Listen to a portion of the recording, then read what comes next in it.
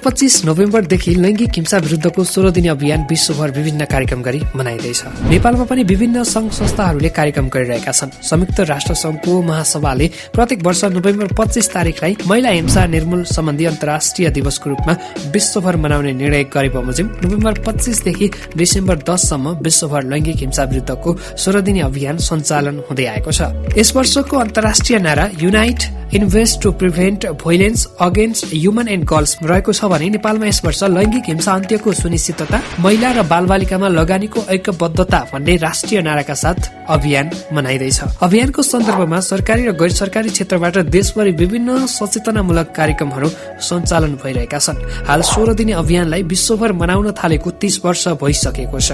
महिलामाथि हुने हिंसा मानवाधिकार हननको सवाल हो भन्ने मान्यता स्थापित गर्दै सोही अनुरूप काम गर्न सबै राष्ट्र तथा संयुक्त राष्ट्र संघ लगायत अन्य राष्ट्रिय तथा अन्तर्राष्ट्रिय सरकारवाला निकायलाई आह्वान गर्ने यो अभियानको उद्देश्य हो। यो अभियान अन्तर्गत 25 नोभेम्बरदेखि 10 डिसेम्बरसम्म समुदायदेखि सबै तहसम्म विभिन्न गतिविधि र कार्यक्रम गरिन्छ। नोभेम्बर 25 का दिन लैंगिक हिंसा विरुद्धको दिवस र डिसेम्बर 10 का दिन अन्तर्राष्ट्रिय मानवाधिकार दिवस गरी दुईवटा महत्वपूर्ण दिवसका साथै यी दुई दिवसको बीचको 16 दिनभित्र महिला मानवाधिकार रक्षक दिवस, विश्व HIV एड्स दिवस, अन्तर्राष्ट्रिय अपाङ्गता दिवस, आर्थिक सामाजिक विकासका लागि अन्तर्राष्ट्रिय दिवस, अन्तर्राष्ट्रिय नागरिक उड्डयन दिवस र भ्रष्टाचार विरुद्धको अन्तर्राष्ट्रिय दिवस लगायत धेरै दिवस पर्ने भएकाले यी सबै दिवसलाई समेटेर 16 दिने अभियानका रूपमा मनाउन थालिएको हो। आजको अङ्कमा लैंगिक हिंसा विरुद्धको 16 दिने अभियानको पृष्ठभूमि, लैंगिक हिंसा के हो, लैंगिक हिंसा अन्तर्गत के पर्छन् र लैंगिक हिंसाको अवस्था लगायत विषयमा विशेष चर्चा गर्नेछौँ।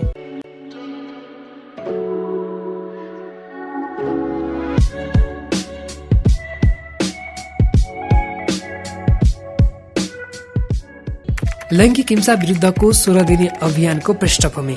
लैंगिक हिंसा विरुद्धको 16 दिने अभियानको शुरूआत महिला विरुद्धको हिंसा अन्त्यका लागि सन् 1991 मा centre for women global leadership CWGL को सहयोगमा विभिन्न 23 देशका उत्साहित महिला अधिकार कर्मी समूहले गरेको थियो। त्यसपछि हरेक 25 नोभेम्बरदेखि 10 डिसेम्बरसम्म अन्तर्राष्ट्रिय अभियानका रूपमा विश्वव्यापी रूपमा मनाउँदै आएको पाइन्छ।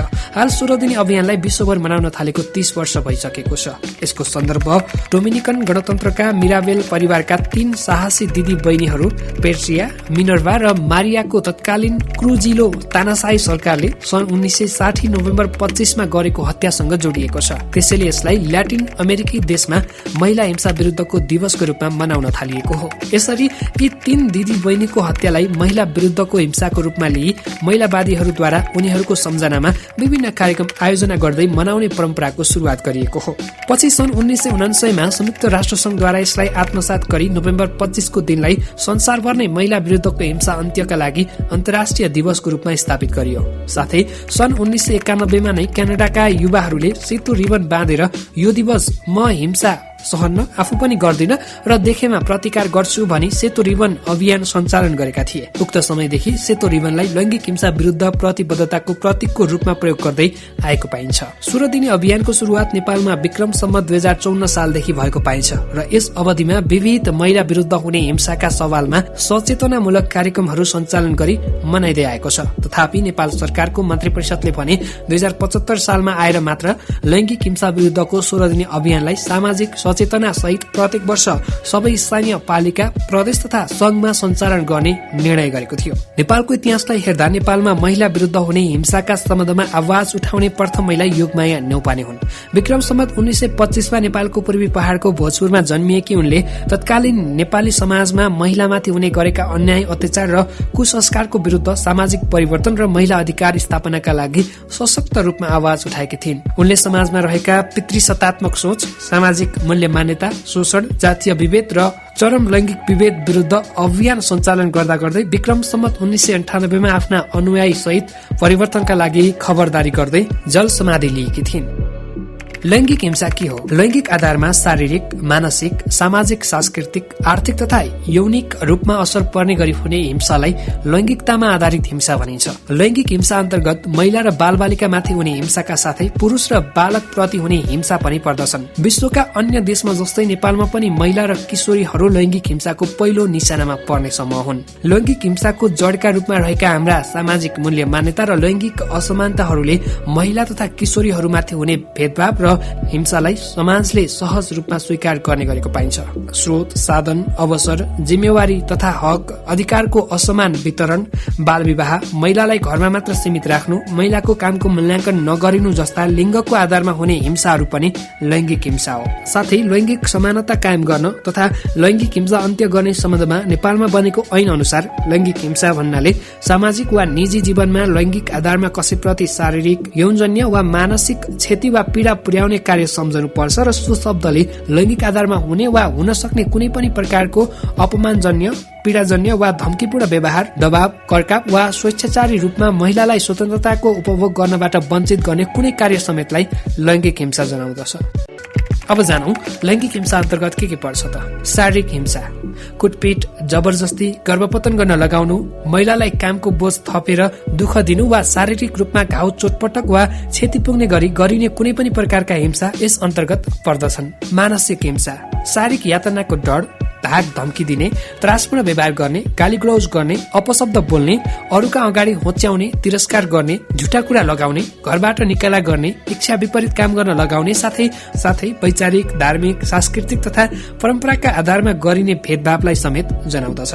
सामाजिक सांस्कृतिक हिंसा, सामाजिक संस्कार, धर्म, परम्परा वा रीतिरिवाजका आधारमा गर्ने हिंसाहरू जस्तै बाल विवाह, बोक्सीको आरोप, झुमा, देउकी, बादी, बोक्सी, बहुविवाह, सुत्केरी तथा रजस्वलाको समयमा गरिने छुवाछुतको व्यवहार वा छाउपडी इत्यादि सामाजिक सांस्कृतिक हिंसाभित्र पर्दछन्। यौनिक तथा यौन हिंसा, काम गर्ने स्थान, अध्ययन अध्यापन गर्ने स्थान, सार्वजनिक यातायात वा अन्य सार्वजनिक स्थानमा, घरभित्र वा जुनसुकै स्थानमा गरिने बलात्कारको प्रयास, यौन दुर्व्यवहार, यौन शोषण, जबरजस्ती संवेदनशील अंगहरू छुने वा छुवाउने, जबरजस्ती वा झुक्काएर यौन चित्र, फोटो वा फिल्म देखाउने वा जबरजस्ती संवेदनशील चित्र, फोटो वा फिल्म खिच्ने, यौनजन्य कुराकानी वा शब्दहरूको प्रयोग गर्ने वा यस्तै प्रकारका अन्य घटनाहरू यौनिक हिंसाभित्र पर्दछन्। यौनिक हिंसाको धेरै जसो घटनाहरू चिने जानेकै व्यक्तिहरूबाट हुने गरेको तथ्याङ्कले देखाउँछ। आर्थिक हिंसा, सगोल वा निजी सम्पत्तिको प्रयोग गर्न वा रोजगारी वा आर्थिक स्रोत साधनको पहुँच वा प्रयोगमा वञ्चित गर्ने कार्यलाई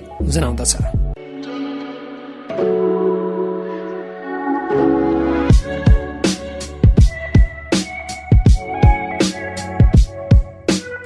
अब जानौ हाल लैङ्गिक हिंसाको अवस्था। विश्वमा हरेक 3 मा 1 जना महिलाले आफ्नो जीवनमा कुनै न कुनै प्रकारको लैङ्गिक हिंसामा पर्ने गरेको विश्व स्वास्थ्य संगठनको तथ्याङ्कले देखाउँछ। नेपालमा पनि लैङ्गिक हिंसामा पर्ने संख्या ठूलै देखिन्छ। आर्थिक वर्ष 2079-80 को तथ्य पत्रका अनुसार गत एक आर्थिक वर्षमा प्रहरी कार्यालयमा कुल 20,880 वटा लैङ्गिक हिंसा सम्बन्धी उजुरीहरू दर्ता भएकोमा 16,519 वटा अर्थात 79% घरेलु हिंसा भएको पाइएको छ।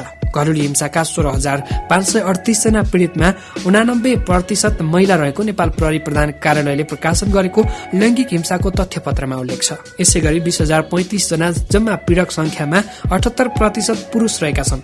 दर्ता भएका घरेलु हिंसामा 47% मानसिक हिंसा र 42% शारीरिक प्रकृतिका हिंसा रहेका छन्। नेपाल प्रहरीको यो तथ्याङ्क अनुसार समग्रमा लैङ्गिक हिंसा पीड़ितको शिकार महिला र ती घटनाका पीड़क भने पुरुष रहेको पाइएको छ।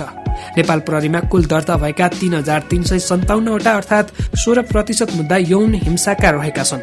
उमेर समूहगत रूपमा 19 देखि 25 वर्ष उमेर समूहका पीड़क पुरुषहरू 34% छन् भने पीड़ितहरूमा 11 देखि 16 वर्षका बालबालिकाहरू 41% छन्। यसरी 11 देखि 16 वर्षका बालबालिकाहरू यौन हिंसाबाट सबैभन्दा बढी पीड़ित भएको पाइएको छ भने 19 देखि 25 वर्षका पुरुषहरू सबैभन्दा बढी यौन हिंसाका अपराधमा संलग्न भएको देखिन्छ। यौन हिंसाका पीड़कहरूमा 88% चिन्जानका व्यक्तिहरू रहेका छन्। नेपाल प्रहरीको यो तथ्याङ्कले के पुष्टि हुन्छ भने आफन्तहरू पुरुषहरूबाटै घरायसी वातावरणमा नै महिलाहरू हिंसाबाट पीड़ित भइरहेका छन्। सुरक्षाको दृष्टिकोणले महिलाको लागि सबैभन्दा सुरक्षित स्थान घर हो भने संरक्षक पनि आफ्नै नजिकको र विश्वासपात्र व्यक्ति घर परिवारका सदस्यहरू नै हुन्।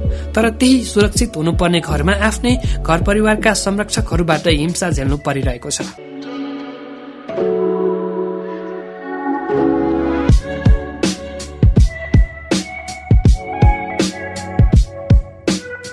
लैङ्गिक न्यायको प्रत्याभूतिका लागि सबैभन्दा पहिला राजनीतिक पद्धतिसँगै सामाजिक सांस्कृतिक रूपान्तरण हुनुपर्छ अनि त्यसका लागि घर, परिवार, श्रम बजार र राज्यका सबै तहका संरचनाहरू रूपान्तरित हुनु जरुरी छ। महिला विरुद्धको हिंसा संरचनागत विभेदको परिणाम हो। यस विभेदको अन्त्यका लागि राज्यका हरेक संरचनामा रहेका पितृसत्तात्मक सोच र मूल्य मान्यताको अन्त्य जरुरी छ। महिला भएकै कारण हुने विभेदका परिणाम स्वरूप महिलामाथि हुने हिंसाले निरन्तरता पाएको छ।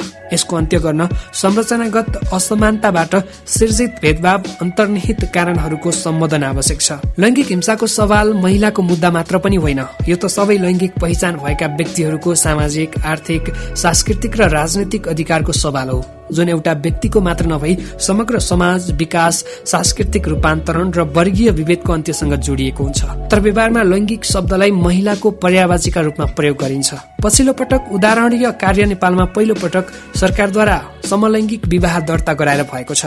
नवलपरासीका सुरेन्द्र पाण्डे र लमजुङका माया भनेर चिनिने रामबहादुर गुरुङ बीचको विवाहलाई नेपालको स्थानीय प्रशासनले दर्ता गरेको हो। सर्वोच्च अदालतले गत असारमा समलैङ्गिक विवाह दर्ता गराउनका लागि सरकारका नाममा अन्तरिम आदेश जारी भएको थियो।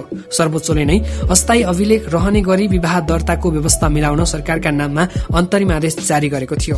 नेपालको संविधानले लैङ्गिक विभेदको अन्त्य गरी आर्थिक समानता, समृद्धि र सामाजिक न्याय सुनिश्चित गर्न समानुपातिक, समावेशी र सहभागितामूलक सिद्धान्तका आधारमा समतामूलक समाजको निर्माण गर्ने संकल्प गरेको छ। समान नागरिक, समान सहभागिता, सामाजिक सुरक्षा कानूनको पालना र आर्थिक समृद्धिलाई संविधानमा प्रमुख प्राथमिकताका साथ राखिएको छ। लैङ्गिक समानतालाई विकास र समृद्धिका सवालका रूपमा स्थापित नगरेसम्म देशमा दिगो विकास, समानता, शान्ति र समृद्धिको स्थापना हुन नसक्ने तथ्यलाई विश्वले आत्मसात गरिसकेको छ।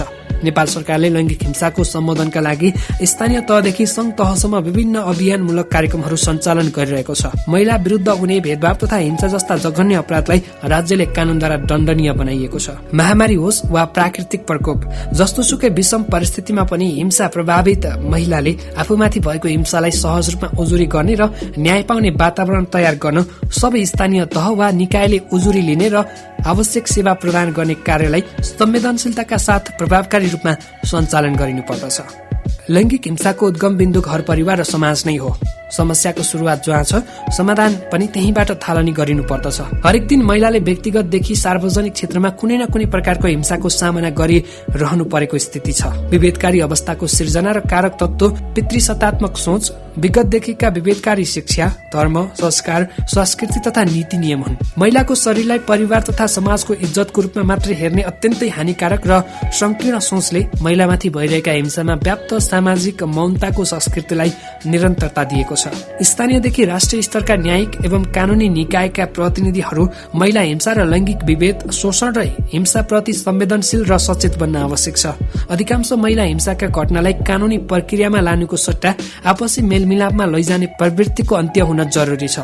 लैङ्गिक समानता, महिलाको आफ्नो शरीरमाथिको निर्णय र गतिशीलताको अधिकार सुनिश्चित नभएसम्म महिलाहरू स्वतन्त्र र मर्यादित जीवन यापन गर्न पाउने अधिकारबाट वञ्चित हुन्छन्। यसर्थ नेपालको संविधान, नेपाल सरकारले अन्तर्राष्ट्रिय स्तरमा गरेका प्रतिबद्धताहरू पूर्ण पालना गर्दै महिला भएकै कारणले भोग्नुपर्ने विभेद तथा हिंसाको अन्त्य गर्ने वातावरण तयार गर्न सबैले आफ्नो भूमिका निर्वाह गर्नुपर्दछ। तसर्थ अब परिवार र राज्यको लगानी महिला तथा बालबालिका केन्द्रित हुनुपर्दछ।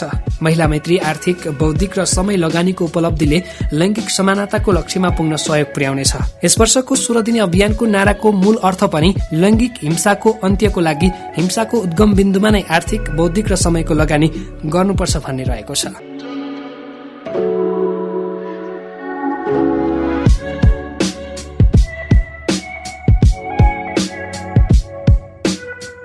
हवस् त, कार्यक्रम टु द पोइन्टको आजको अङ्क यही बिट मार्छौँ। अर्को अङ्कमा फरक विषयवस्तुको साथमा उपस्थित हुने नै छु। तबसम्मको लागि म विष्णु बिदा हुन्छु। नमस्कार। रेडियो सोच शार्दुल सुन्दै गर्नुहोस्।